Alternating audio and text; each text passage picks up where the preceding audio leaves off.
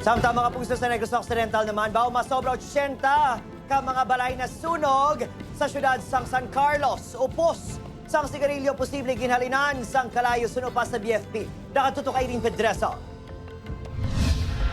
Makitaan sa sining video ang madasig nga paglamon sang kalayo sa mga pamalay sa corner sang Dalan Edrina kag Vigo Stilo sa Barangay 5 San Carlos City, Negros Occidental, alas 8:44 Biyernes ng gabi.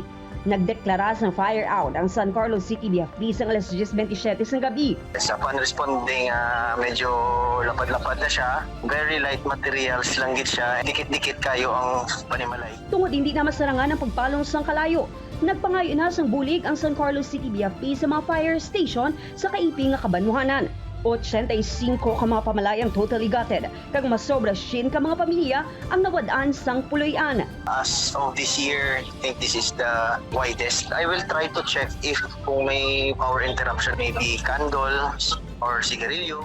Naglabot sa 750,000 pesos ang danyos ngaging bilin sang sunog. Temporaryo nga nagatinero sa evacuation center ang mga biktima sang sunog. Upod Gerwel Banggoy, Aileen Tadraso. 1 Western Visayas.